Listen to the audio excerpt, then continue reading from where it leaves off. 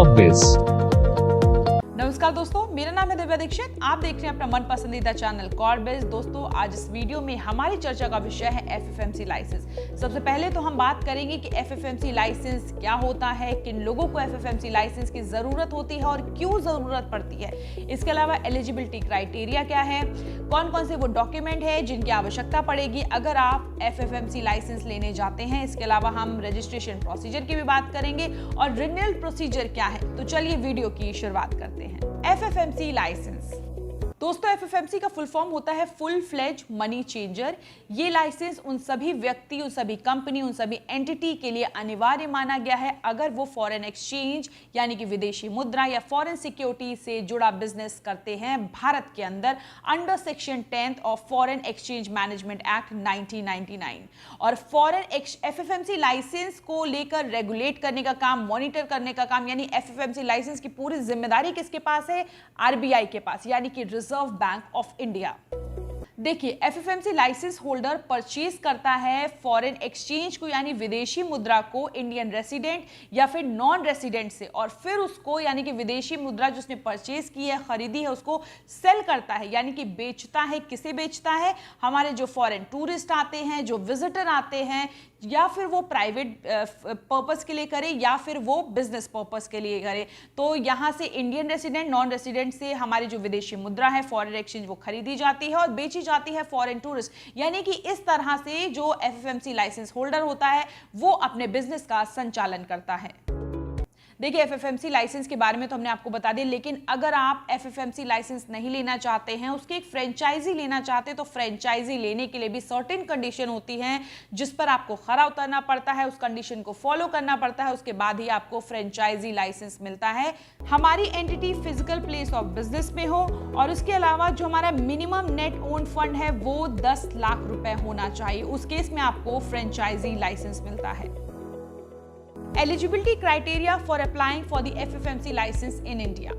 देखिए, अब हम बात करते हैं एलिजिबिलिटी क्राइटेरिया की। तो सबसे पहला क्राइटेरिया तो ये होता है कि जो आपकी एंटिटी है, जो आपका बिजनेस है, उसको कंपनीज एक्ट के अंतर्गत रजिस्टर्ड होना बहुत जरूरी है, यानी कि बहुत आवश्यक माना गया है। इसके अलावा अगर आप सिंगल ब्रांच के लिए अप्लाई करते हैं तो आपका minimum net own fund 25 lakh होना चाहिए। लेकिन अगर आप सेवरल ब्रांचेस यानी कि मल्टीपल ब्रांचेस के लिए अप्लाई कर रहे हैं तो मिनिमम नेट ओन फंड आपका 50 लाख होना चाहिए। इसके अलावा एलिजिबिलिटी क्राइटेरिया जो बहुत महत्वपूर्ण है वो ये है कि जिस ऑब्जेक्टिव के लिए आप अपना बिजनेस खोल रहे हैं उसके अलावा कोई और काम आपको नहीं करना चाहिए, यानी किसी भी तरह की इलीगल या unethical activity under the table आप नहीं करें। इसके अलावा डिपार्टमेंट ऑफ रेवेन्यू इंटेलिजेंट के पास आपके खिलाफ कोई केस या क्रिमिनल रिकॉर्ड नहीं होना चाहिए। और इसके अलावा जो बहुत महत्वपूर्ण एलिजिबिलिटी क्राइटेरिया ये होती है कि यानी कि आपको लाइसेंस मिल चुका है तो विद इन 6 मंथ के पीरियड में आपको अपना बिजनेस शुरू करना होगा। इसके अलावा ऑब्जेक्ट क्लॉज ऑफ मेमोरेंडम में मनी एक्सचेंज एक्टिविटी जो कंपनी की तरफ से की जा रही है वो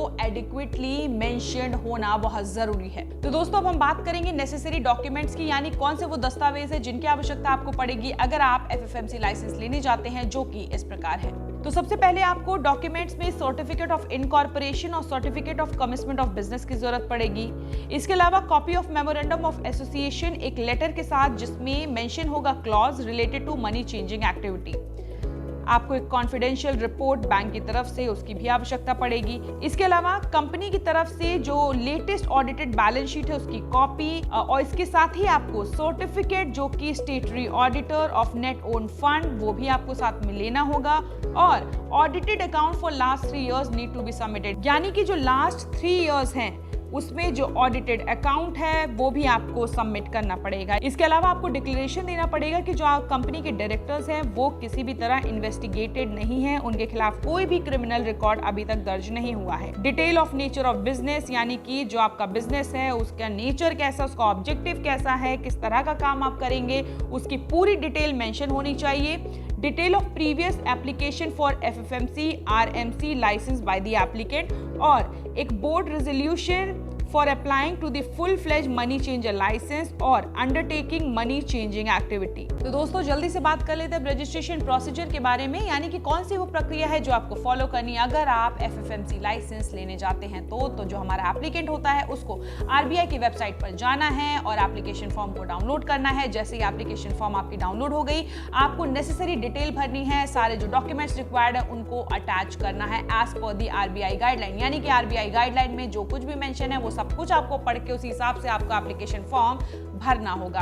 एक बार आपने काम कर लिया, उसके बाद अब स्टेप आता है सबमिशन का। तो आपको अपने एप्लीकेशन फॉर्म को सबमिट करना होगा फॉरेन एक्सचेंज डिपार्टमेंट को, जो कि RBI का है, एट द रीजनल ऑफिस। यानी कि जो एप्लीकेंट है उसके पास का जो रीजनल ऑफिस होगा वहां पर आपको फॉर्म सबमिट करना है। अगर रिप्लाई आता है तो आपको रीसबमिट भी करना होगा, जो कि सर्टेन केसेस में होता है। उसके बाद क्या होता है, इंस्पेक्शन का समय आ गया।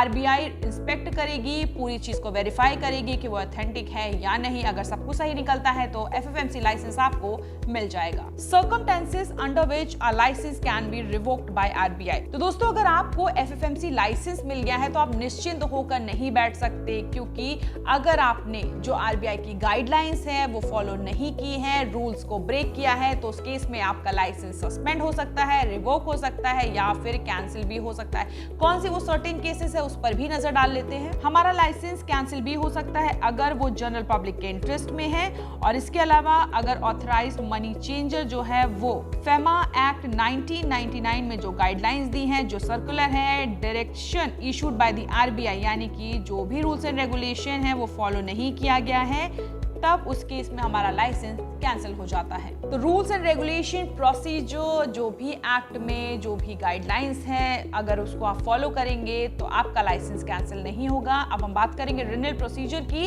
तो हमें समय समय पे अपना FFMC जो लाइसेंस है उसको रिन्यू भी कराना जरूरी है। यानी कि अगर एक्सपायरी डेट आ रही है तो उसके 1 महीने पहले ही हमें अपने लाइसेंस को रिन्यूअल के लिए भेजना होगा और अपनी जो एप्लीकेशन उसको रिन्यू कराना होगा। इसके बाद हमारा लाइसेंस रिन्यू हो जाएगा फॉर द फर्दर प्रोसीजर। तो दोस्तों उम्मीद करते हैं FFMC लाइसेंस से जुड़ी सारी जानकारी तो आपको मिल गई। भविष्य में अगर आप प्लान कर रहे हैं FFMC लाइसेंस लेने के लिए तो उसके लिए आपको कॉर्बिस के साथ जुड़ना होगा। स्क्रीन पर जो फॉर्म दिख रहा है उसको फिल करना होगा अपने डिटेल्स के साथ। जैसे ही आप डिटेल्स फिल करेंगे, एक कॉल कॉर्बिस की तरफ से, यानी कि हमारी टीम की तरफ से तुरंत आपके पास पहुंचेगा और आपका काम और भी बेहतर और आसान तरीके से किया जाएगा। तो दोस्तों फिलहाल के लिए इस वीडियो में इतना ही। जल्द मुलाकात करेंगे एक नए इंफॉर्मेटिव वीडियो के साथ। तब तक आप अपना और अपने परिवार का ख्याल रखिए। नमस्कार।